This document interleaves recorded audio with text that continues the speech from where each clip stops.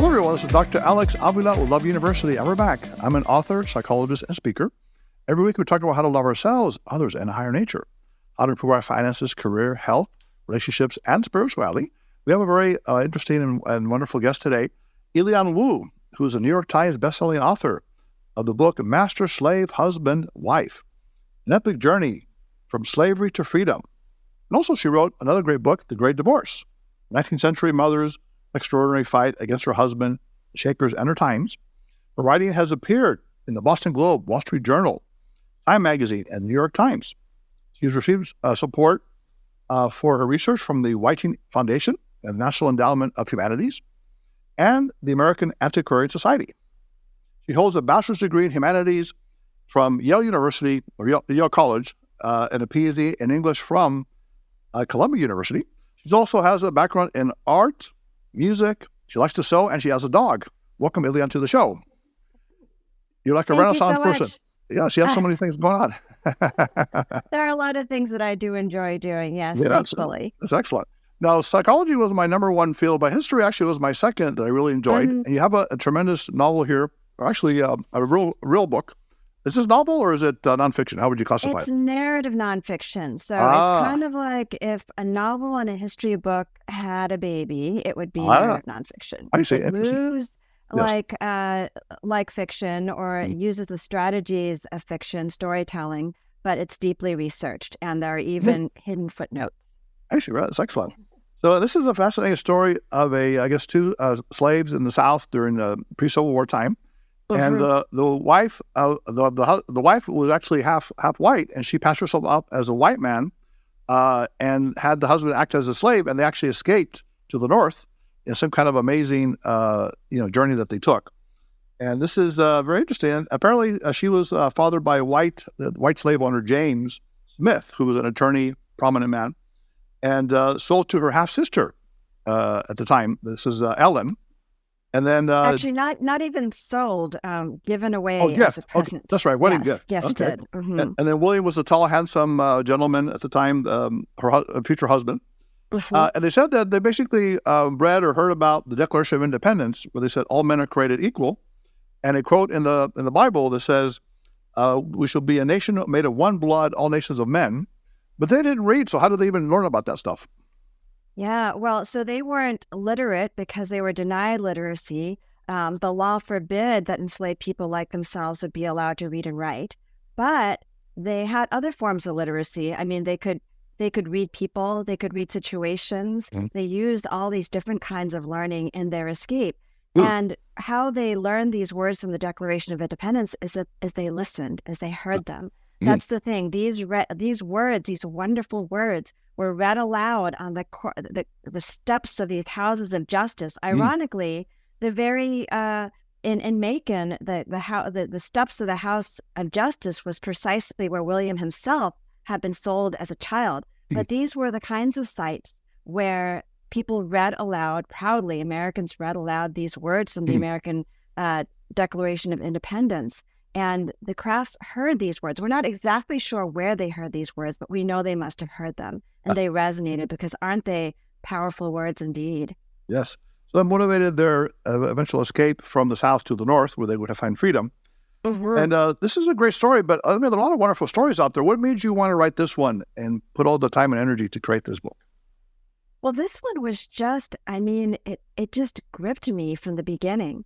I was in graduate school at the time. I was kind of an unhappy graduate student, but I was very happy to be reading a lot of different amazing narratives. And I remember sitting in the quiet of this library, and this was a signed reading for a class on the literature of passing. And, sometimes you just have these reading moments that just make your spine tingle and that you feel it kind of even in your body. That's the experience that I had reading Ellen and William Craft's words. And these are words that are ascribed to William Craft. If you open the narrative, it says William Craft as author. But we know that the two of them must have told the story together because he reports on things from her point of view that he could not have seen. So when I opened this narrative and I started reading the words, it just, I guess I really felt like I was almost hearing these words too. And we were talking earlier about like what it means to hear words aloud. There's almost an audio quality to these written words Right. And I felt very powerfully, and I just, I guess I wanted to know more. So 1,000 Miles to Freedom, if I recall, is the name of the original book, right? Yeah, Running 1,000 Miles to Freedom, Yeah. published So you read in that book, and then it just 1860. inspired you as a graduate student to just perhaps write something, like an updated version of it, with more research behind it. Well, I think at that time, I don't think I ever would have dreamed that I'd be writing this book. It just kind of like lodged within me. I actually turned to a different narrative I read at that time, which became the basis of my first book, Yes. The Great Divorce. And that was another sensational 19th century narrative written by a woman named Eunice Chapman. But both of these stories really kind of gripped me and seemed to move off the page, And the Crafts narrative, I guess, so when you pick it up, it's only 60 pages long. It's this incredible adventure story, really focused on their journey going from Georgia to Philadelphia. I mean, that's really the brunt of their narrative. And Right. their incredible sort of twists and turns, from the moment when they're at the train station, they meet 3 different people who could have recognized them. There's a man who had once been in love with Ellen. Yes. There is a man who William worked for since he was a young boy in a cabinet making shop. And finally, there was a third man who Ellen Craft had actually served dinner the night before in her enslaver's household. It's really incredible the kind of things that happen here. Yes. So, just as a story, I found it incredibly gripping, and I couldn't stop turning the pages. Right. But there's also a lot of tremendous, profound grief and pain and trauma in the book that the Crafts speak of a bit, but not in great detail. And I guess one of the things I wanted to know about was what was the before and after of this journey. So if you have this is an incredible high wire act. Yes. What happened that led them to this point where they would just risk absolutely everything? And then what happened afterwards? Because those are things they don't really explain in that 60-page narrative. Yes. So what I wanted to know, I guess, was, can we find answer to these questions? Can we figure out why did they run exactly when they did? Yes. What motivated them? And what would sort of push them to put everything on the line for this incredible journey? This could be a great audiobook. The way you describe it, you can really tell the story. So you're like a historical sleuth. You're going back in time and finding things. And I want to get to detective work. Yes, I want to get to the actual story, what happens. But before that, I was reading about the slavery part. Now, I saw Roots a while back. That was very impactful. But this actually goes into more details to the lack of rights and how they were mistreated, the slaves. They said that a black person is legally presumed to be a slave. Anybody could question them, a white person, and even give them so-called moderate correction. Yeah. It was a capital offense. What is moderate correction? That sounds like it could be a lot more than that. A capital offense to, I guess, injure, if you got mad at the white person, to injure them in some way. If you didn't have a pass to travel, they would get 20 lashes, I guess, on their bare back. And there's a place called the Sugar House. I think it was in Charleston, where it's actually really a beating of a horrible punishment place, where they give them some quote-unquote sugar, which means they're beaten with severe paddles, whips, and there's something kind of treadmill where they have to run on it and they can fall under it and get, I guess, killed or something. Yeah, they call it a perpetual staircase. It's a treadmill that never stops. And this is something that they, enslaved people are made to walk upon after they've been tortured. So it's just... It's incredible torture, the site of this prison, So it was a prison, or what was it actually, this place? It was called a workhouse, but it was essentially a prison. And then they go there to be punished for some violations. They said they had to have a curfew, they had to walk on roads, and to tip their hats. So stuff like that to get them in this place, or? Well, it was up to their enslavers to decide what kind of actions, or what the cause would be, if there was any at all. They could really just, enslavers had all the power at this point, and they could they could send the people they enslaved to the Sugar House for really whatever reason they wanted, not by any rule, really just based on desire, whim. I see. So from that terrible background, you were saying that these Ellen and William actually had a little better than other slaves. You said she was a seamstress, he was a cabinet maker. He was able to hire himself out to make extra money, which is another thing that was a little unusual. And then you talk about her mother, I guess Maria was also half white. And they said she was valued at $500, but at age 60, she was valued at $0. So how did that happen? Well, so actually, there are a few pieces, I guess, here. Let's talk about Maria first. Yes. So yes, Maria was said to be of partial, also white ancestry, and she was enslaved by Ellen's biological father. Mm-hmm. And at one point, she is tallied as being, she's priced at $500, and this is one of the rare instances we have of sort of archival evidence for her existence from her enslavers' records. And then what I had noticed was there is another Maria. So this is actually, she's listed in this list of enslaved people who are part of a larger list of property that James Smith owned at the time of his death. So they were just kind of tallying everything. So there's this huge list of enslaved people. Maria Ellen's mother is one of them. But then there's another woman named Maria. And that woman was listed as being 000 in value because she was aged. Right. And that's one of the terrible things about this economy, this brutal economy of slavery, is that you actually have these listings of what the value of human beings would be. And they, at first, from childhood to adulthood, they increase with age, but then there's a certain point at which the value starts to decrease. And you can actually see these listings. I have sources for them in my book. So the mother, Maria the mother, that wasn't the same one that was at 60 as Earl? Was that a different Maria? So that was a different Maria. Okay. That was a different Maria. I but see. It's possible. I mean, it's possible. One of the reasons why I named that second Maria is it's possible that they were related. It's possible that that 60-year-old Maria was the mother of the 40-year-old Maria, and that who knows, she might have been the grandmother of Ellen. We don't know.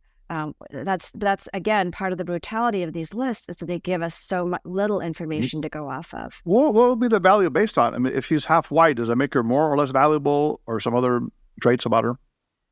Well, I think it all comes down to labor and how much money, profit can be extracted from the forced labor of these enslaved people. Their intelligence or abilities or whatever, is that part of it as well? Yes. I mean, it's how much, again, like how much labor they can perform. It's who knows exactly what price is set upon a human life, right? I mean, there's no life that can be, it's no price that can be set upon a human life. But there were various factors in these times, including gender, including age, in some contexts, probably including color. Now, James Smith apparently had sex with Maria, and then Ellen was born, or he raped her, or whatever may have happened. And then his wife was extremely angry, I guess, and jealous, or perhaps, because she looked, like, I guess, like the father in terms of appearance. And also, you said she lost 2 children at childbirth, Catherine's, I believe. And then, but when the other girl survived, she survived. So does that make her very angry? Yeah, I mean, it's an immensely complex situation, and the Crafts address it from the first page of that 1860 narrative. They say, and this is William's voice, they say, William says, my wife's first master was her father, and her mother his slave, and the latter is still the slave of his widow. So, like, think about how much is going on in that one sentence, right? And as far as, I mean, what I did in terms of the research is sort of to find out more. I mean, in the narrative, they don't identify James Smith. They don't tell us much about the father or the wife or the mother.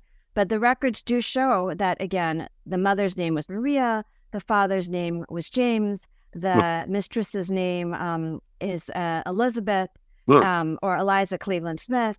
And we can know certain concrete things about these individuals from these records. One of the things that we know is that Ellen's mother was 18 years old at the time that she gave birth to Ellen. We don't know anything about the circumstances of Ellen's birth or anything like that. We do know, as you indicated, that, and because the Crafts write about this, that James Smith's wife was angered by Ellen's very existence, and especially by the fact that she bore a striking physical resemblance to her father. Good. And so she would often be mistaken as a legitimate child of the family, meaning Eliza Cleveland Smith's own daughter. And that made her really, really upset. So that's that much they tell us. But we don't know, we know that if James Smith was like a surveyor, a lawyer, and all these things, he was old enough to be Maria's own father. He had children who were barely older than she was at the time of Ellen's birth. And we know that there was in his legal statutes no such thing as the rape of an enslaved child. I mean, there's no definition for that. And there was no such thing as consent between an enslaver like James Smith and an enslaved person like Maria. That much we know. Right. And then on the other side, so you do a nice job of alternating stories. You have her Ellen, you have William. And then you're talking about William seeing his sister knocked down or actually sold, which is very traumatic for him. And then he was sold apparently for twice the usual value, $1,750 at the time. And then he somehow was able to pay the owner $250 a year so he can loan himself out to do other work. First of all, why would they pay him twice as much, and why would the owner agree to that? That arrangement. Well, to begin with, in terms of his value, we were talking earlier about the different factors that contribute to an enslaved person's value as property to their enslaver. And in William's case, he had this incredible skill. I mean, he was a really gifted cabinet maker. So he could produce these high quality, high valued items. And that's also something that sort of extended his value because, if you're somebody who's employed in the field, right? A lot of people who worked in the field, they'd physically just become destroyed after like just a couple of years. Yes. But with a cabinet maker, with an artist or an artisan, you have these skills that actually mature and grow over time. And you're not physically taxed in the same way. So there's long-term value for a person like William. So that's ostensibly, but who knows what other factors might have also been considered in the price and why others might have been valuing him at this sort of double rate for a 16-year-old. But certainly his skills factor into that. And as far as like why the person who bought him would consent to this kind of arrangement, where, it was a legal arrangement at the time, right? Yeah, where William basically he arranges for at age 16, and this is unusual, but not by any means exceptional. He has it so that the enslaver gets paid a certain amount of money per year. And then whatever William is able to earn beyond that, he gets to keep for himself. So this was actually legally not allowed, but it's something that people in cities like Macon would sort of, turn away from because it was such a good deal for the enslaver. So from the enslaver's point of view, he doesn't have to pay for William's housing or his food or his clothing. William has to take care of all that. He just gets a set amount of money every year, and that money could possibly grow as William himself matures, as skills develop. William was very angry about this. He didn't like it, apparently. He was angry that he had to do this. Give the money. William. Yes, William. Yes. I mean, can you imagine, like, if you were performing all this work and you were, the legal property of another person, and all the fruits of your labor, all the money that you earned would be given to this person who presumes to own you, and that you couldn't claim any of that, let alone yourself, for yourself. I mean, it was enraging. Exactly. Now, then we get into the journey. Now, here's where it gets into exciting movie kind of material, where they're going to plan to escape. And he said they took 4 days to plan, and the journey actually took 4 days to go north, 1,000 miles. And here's some interesting questions. I think you kind of answer these, but maybe there's more depth. First of all, they had a pistol. So we want to find out what they use it for, or what to use it for, and how they got it. And they got a pass to travel, because at that time they had to get a pass. I think they said something about they were going to visit a dying relative or something, so they gave him a pass. And the third thing is, how did she decide to become Mr. Johnson? How did all that come into play? So this white character. I think the details of Mr. Johnson are pretty complicated. So that's something you might actually, readers might, or listeners may want to actually just look into the book for that, because it takes up probably much more than I can sum up in very briefly. But in terms of actually the gun, let's talk about the gun, That's because interesting. that is something that really surprised me. I mean, it's one of those research moments where I just kind of like dropped everything. Yes. And it came completely unexpectedly, because the Crafts do not talk about traveling with a gun in their narrative. There's no mention of that. In fact, if they had been caught with any kind of weapon, I mean, that was also considered contraband, and there would have been severe repercussions. I mean, there was sort of a terror across the South following these different slave insurrections, including the rebellion of Nat Turner, which is what sort of inspired this kind of deep lockdown that caused an almost like police state-like mentality, this crackdown on people gathering, on arming, on having access to horses and information and such, because there was this real fear. And one of the biggest fears is the idea of enslaved people being armed.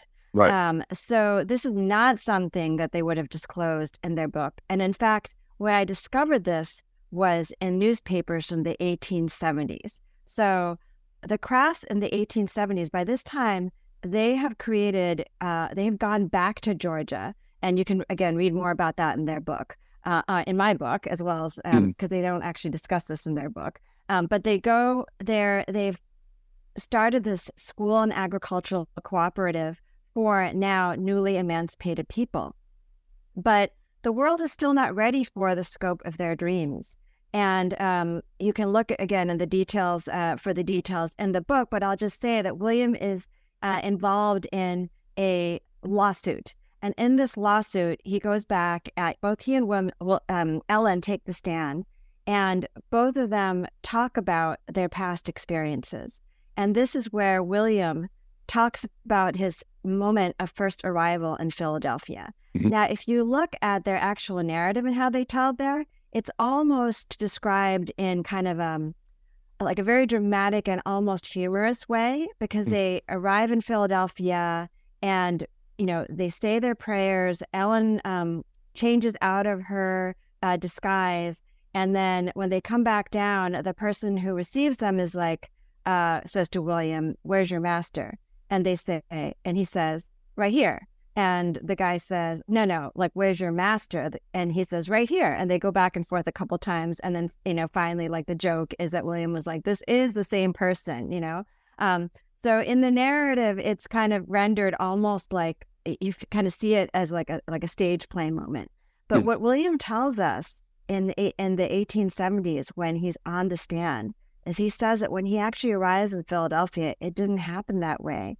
Is Ellen went to a different room, and William takes out this gun that he has, and he shows it to the innkeeper, and he says, "This is who we are. We've just escaped bondage, and if you try to stop us, or if you try to send us back, I'm not afraid to use this weapon." So it's only because he takes the stand. This is, decades after he's actually made the escape, that we know that they've traveled with a gun. Wow, amazing research on that. Now, the other thing, now, just to be clear, so people listening to this, Ellen was dressed up as a man. She had a sling on her arm because she couldn't write, so that would explain that. And he had something, poultices, is that what it's called, something around your face? Yeah, it's kind of like wet bandages. Wet bandages to indicate that you can't talk, right? Because he doesn't want to give away that she's not a male. Yeah, and let's not forget that she doesn't have any hair on her face, right? No hair on the face, yes. And also, she's terrified. So it gives her kind of like a mask. Exactly. But the key part here is that people sit next to her, some of them even know her, apparently, or something, and she has to make conversation. And one guy says something like, "It's a nice day," or "It's a fine morning today." And then she says nothing. And then she pretends to be deaf, but the guy insists, right? He keeps, and this is a guy that apparently knows her as a female. And then someone else comes and says, "Oh, leave the poor deaf person alone," or something like that, or, it's too bad to be deaf. So it seems like people rescue them at these opportune moments where she has to say something that could incriminate them. So how does that work? One of the things that kind of is amazing about the story again and again is how the kindness of strangers, unintended kindness of strangers, ends up helping them. So I feel like it shows that if people would just not so focused on color, if they could see, and all these prejudices, if they could see past their prejudices and really just see people for like their present circumstances, their suffering, that there's a willingness on behalf of strangers to help other people. But it's because of these layers of preconceptions and prejudices and created hates that we have, that we're not able to see past those things. And that when people are really able to tune into like another person's suffering or reality, they're willing to help. And that happens again and again for the crafts. And the crafts also, they cultivate this goodwill with the people that they speak with. So it's not just that they're like conning them, right? It's that they have this disguise, but they're able to have these moments of interaction with people that causes the other people to trust them, that wins them over. And then in moments where of need, other people, these people will sometimes rise to the occasion, of course, without knowing what they're doing. Of course. And the other thing is they're saying that when they got to Charleston, I think Charleston is like Southern hospitality, and people are friendly and they smile. And before she was being very curt, she didn't want to give anything away. But I think she had to re-strategize and say, I got to be a little more open, a little more, so-called charming.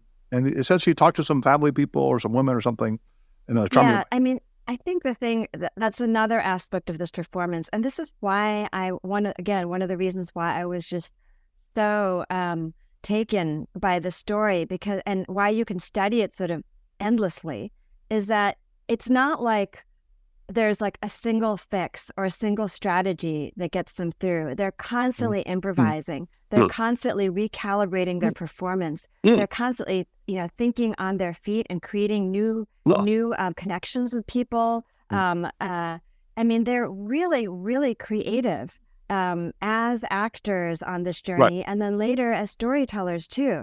I mean, it's so I guess like with the book, it's something where obviously we know that they go from point A to B and from B to C and C to D, and that there's this kind of like Hollywood arc, you might even be able to say. But it's really the how of the journey that I find to be just mesmerizing. I remain awestruck by them today. So amazing. And they said they got almost caught several times. One time the clerk got angry because she didn't want to sign her name. And this officer that talked to her earlier, a little bit drunk, he said, I vouch for her. And then some other guy signed her name for her. So it's, again, people to the rescue, be compassionate, but not really know who they are. Because if they knew they were runaway slaves, they would not have been so compassionate, I don't think. Right. So these are people who are acting kindly, acting with compassion, because they are not seeing. That's the thing. They're seeing them as human beings, but not as race. Yeah, but they're not seeing the fullness of them through their identities. Right, exactly. But I mean, there are people coming to the rescue. So synchronicity, the Jungian term, that meaningful coincidences that can help people get through things. That's in play here. Almost a spiritual, kind of, the word angels. Have you heard that term where certain people come into your life and they help you and then they kind of disappear? But, you can call them angels or something. I suppose. I mean, I was thinking about that there's another wonderful book that I was actually deeply inspired by called Rena's Promise. And it's the story of two sisters who survive Auschwitz. And there's a moment in the story, Heather June McAdam is the one who speaks with Rena, I think Hornweibel, and together they render the story of Rena's Promise. But this young woman, Rena, is in the camps, and she thinks, there's a critical moment where it's like she's going to be gassed, right?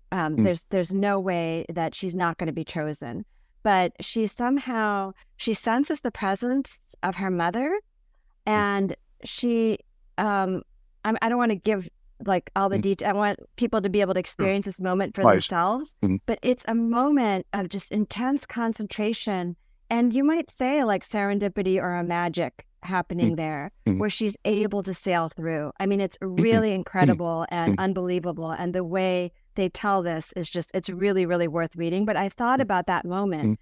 In the case of the crafts, I don't see it so much as it being external angels coming to save them, as it is as Ellen herself channeling and finding within her this faith, as well as a sense of power that enabled her to rise up to these particular situations.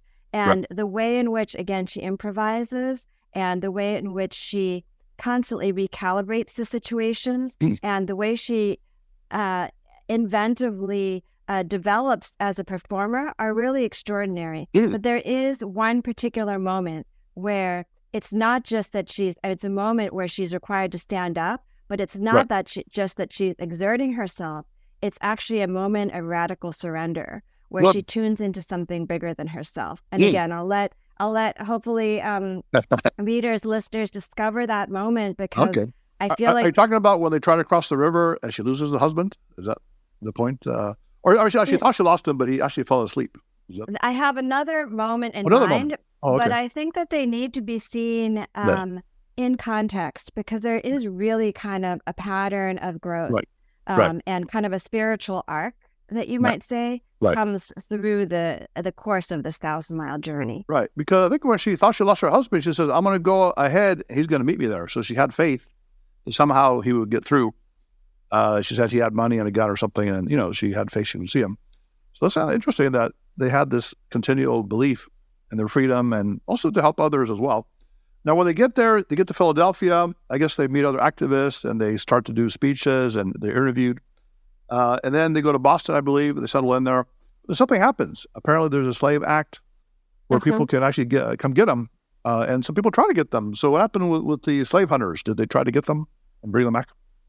Yes, they do. And the thing that is, again, when we are going back to their faith and we're going back to their courage, and we haven't talked about this yet, but I know one of the themes of your show is love. Of course. The fact is that, they are almost, it's like they're putting targets on their back for slave hunters, and they know this. Right. The very moment they get to the North, because it's not like they get to the North and they're like, okay, we are going to... Anonymous, like, what do you call it? Witness protection program. But we're going to become anonymous. We're going to pursue our own happily ever after. You mentioned this before, too, that they do this for other people as well. Sure. So at a point where they could really be just seeking their own freedom. If they'd gone to Canada at that point, that would be pretty much it. So that was the original plan, but... After they don't do that. Yeah. They don't do that.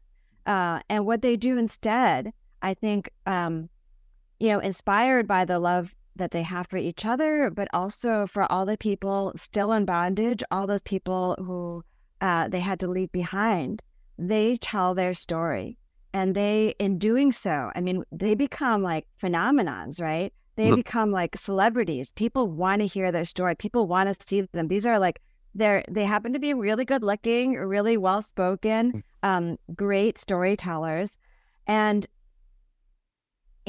the nation is following. Like, you can see like advertisements for their speaking. You can see like write-ups of the speeches. You can see summaries of their story in newspapers across the country, which means, guess what? Like, it's not just going to be friendly people who are reading these stories, but enemies too, and more particularly the people who enslaved them. So at any point, once they reach the North and they start telling their story, the slave hunters could come after them. And can you imagine? They go into these halls where it's like, sometimes there are thousands of people gathered, and they're telling their story, and they don't know who could be out there. There could be slave hunters in the crowd, and they're not just all like universally, appreciative audiences. This is dangerous work. Even among Northerners, there are people who are really opposed to abolition, and there are people who will pelt speakers with refuse and rotten eggs and things like that, and scream them down. It's really dangerous, and they take this upon themselves, not knowing who is going to be out there, whether enemy or friend, and they tell the story. They tell their story. They fight for the freedom of all those people who are still in bondage, and for their future children, and for them, as well as for themselves. Right. So they escaped from the slave hunters, and then they moved to England. Apparently, they lived there happily for, I think, 18 years, you said. The husband goes to Africa, opens a school. She's in England also helping people. And then they return to the U.S., apparently to South Carolina, I believe. Initially. South Carolina. Then they buy, I guess, a plantation, or they build a school and all that. But that gets burned down, I guess, by the called night riders. What are those people? Night riders. These are, white supremacists. We're talking about a really, again, a really dangerous time in our nation's history. This is post-emancipation, in a time called, you go from Reconstruction to a period known as redemption, in which sort of everything is reversed, and you have a campaign of terror against Black people and formerly enslaved people, where there's a protest against there being any kind of equal order. And in the middle of all this, in the middle of this time of terror and violence, when actually they're being warned by people in the North, don't go there, don't go to the South, like the KKK is going to kill you, you're going to get lynched. Right. The Crafts go, and initially, as you said, they go to South Carolina, and their place is burned down. They barely escape this fire, and I can imagine that a lot of their papers, a lot of their belongings were also destroyed. We thankfully there are some records from their past, but I wonder if the archive might have been much larger if that fire had not taken place. Right. And even then, despite that fire, they do it again. They raise more funds, and this time they're close. They're in Georgia now. They're close to Savannah in Bryan County. Right. And they start another school, and they start another agricultural cooperative on the grounds of a former plantation. And one of the most moving things that I found was a quotation from an 106-year-old woman who had been enslaved on that property. And she had lost 15 children. Wow. 15 children had been stolen from her. Wow. And she remembers the blood that flowed on that plantation. But now she calls it like the temple of a living God. They have reborn this place. They have made it a place of love and learning, where there's a school and people are walking for miles with their shoes off, coming to the school, slipping their shoes on and practicing their worship, practicing their acquiring their literacy, laboring. It's an incredible thing that the Crafts do, is to build this community. Right. And were they Christian people or spiritual people, the Crafts? Oh, deeply, yes. I mean, and that's another major theme that sort of runs through the entire narrative that they write, runs through their journey, is their faith. Oh, great. Powerful. And I guess the legacy, the schools, their story, and also the children. You said they have 5 out of 7 surviving children, and some of them did some accomplishing certain things. What did the children do? So they have 7 children that we know of. I actually thought 6 at the time of writing, but I learned from the descendants of the Crafts that there is actually at least one other child who died when they were in the United Kingdom. Right. And most of the descendants now that I know of are descended from their first son, Charles Estlin Phillips Craft. And he was born in England. But there was another son who actually returned to the United Kingdom to live. And, you can read about more details about the children and find the sources for them in my book. But what I did want to, say is that this family continues on today. So the great it goes up to 5 greats. Wow. I have met great-great-great-grandchildren of the Crafts, a great-great-granddaughter, several great-great-granddaughters, but one who actually who spoke of remembering holding her grandfather's hand. That's Henry Kempton Craft. Henry Kempton Craft remembers holding William Craft's hand. Wow. As they were, as they were on the grounds of that property where that school had once been. And Henry Kempton Craft remembered standing with William Craft and watching the train go by. So it's really 2 touches or 2 memories away from the Crafts. There is a living legacy that continues to this day. And the descendants there are many of them, and they've done extraordinary things themselves. Right. Love, as we say, Love University is your greatest legacy. The people you give love to when you're alive, and hopefully beyond. Well, and that this is a great love story. These 2 individuals, loved each other so much, and I guess they got legally married later in life. Or when did they get legally married? Could they have gotten married?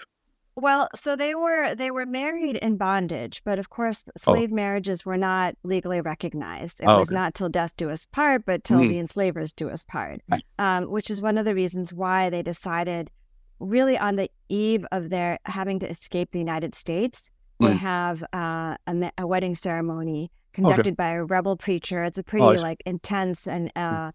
a moment that I describe in my book. And I actually got to set foot into the very room where it happened Wow. very recently. Wow. It's a privately owned home, but it's a Mhm. house.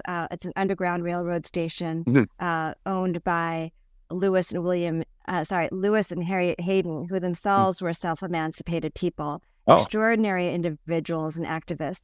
And Mm. in their home, Ellen and William Craft, at this incredibly fraught moment, Right. historically and for themselves, Wow. they were married Yeah. legally. Incredible. Now, I think this has been a wonderful interview, and this book is really amazing. I really like your passion about this. It sounds like you're bringing this alive. History for some people is dry, but you're kind of giving a lot of the juice and energy to it and love, which is Thank you. amazing. And I think the takeaways, I would say, like you said, what do we learn from this? Now, you did say, see past prejudice into compassion and love. Are there any other takeaways that you can give our listeners to and people from the story, like psychological insights? Yeah. Well, I mean, I guess one thing I've been thinking a lot about, because July 1st was the day that my mentor, Robert Ferguson, who was a professor of law and literature at Columbia University, he passed away on July 1st.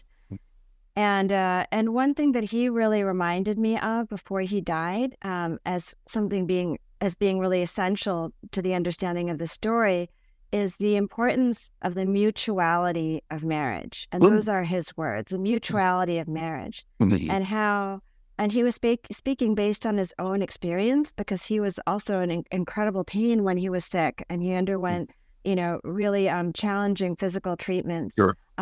And he undertook this and a lot of other things, I think, in life, with a strength that he derived from the mutuality of marriage that he experienced with his wife, Priscilla Parkhurst Ferguson, who also passed away not long after he did. So what his reminder is the centrality of marriage and love to the craft's escape, how love and this kind of empowering bond can give you the strength to do and to achieve what you might never even dream of being able to achieve on your own. Right. So it was called synergy, or, the two is greater than the individual parts. So when we say mutuality, I mean each of them give each other something of strength to make them stronger. I see. Yes. That's beautiful. Well, it's been wonderful having you on the show today. We'd love to have you on back if you have more books. I'm sure you're very creative. So you probably are you working on anything new, or thinking about new things, projects, or? I am thinking about various new things, but nothing I can fully articulate as of yet. Okay. Yeah. Where can people hear more about you, your website, and books and things like that, would you say? Yes, I've recently gotten on Instagram, and I plan to post there and on my website, www.ilyonwoo.com, ILYONWOO.com, more resources, historical resources, images, lots of other things that sort of go beyond the book. I see. So you want people to learn more and to, really capture the story within themselves. Yes, the book is the start, I hope, of a conversation. Fantastic. I really like the idea that history can instill love in people's minds and hearts, that, you can recreate the past, and also for the future, for people to bring these lessons into real life. And that's what Love University is about. So thank you again for coming. This is Dr. Alex Avila, Love University. Love yourself, others, a higher nature. Go out and have compassion for others, empathy, and also create history today that's going to be positive for tomorrow. Until next time, this is Dr. Alex Avila. So that was a really fascinating interview with Ilyon Woo, master slave, how this loving couple transcended racism and danger and prejudice to really have faith and love in their relationship, and also to help other people who were enslaved at the time. And the message is loving yourself, loving others, loving higher nature. And the faith is what helped them get through, loving each other, and also loving themselves, having the self-esteem and the confidence to go beyond the barriers and obstacles of the time. So if you want to be on a future show, if you want to comment on today's show, you can reach us at 310-226-8090. Visit us at loveuniversity.love. Write to us at loveuniversitylove@gmail.com. You can download the podcast on Spotify, SoundCloud, Podbean, and iTunes. You can like us and follow us on Facebook and Instagram at Love Letter U Podcast. You can also follow us on Twitter at Love Letter U Podcast. Until next time, this is Dr. Alex Avila. Put away your notebooks, your iPads, your phones. Love University. Class is now dismissed.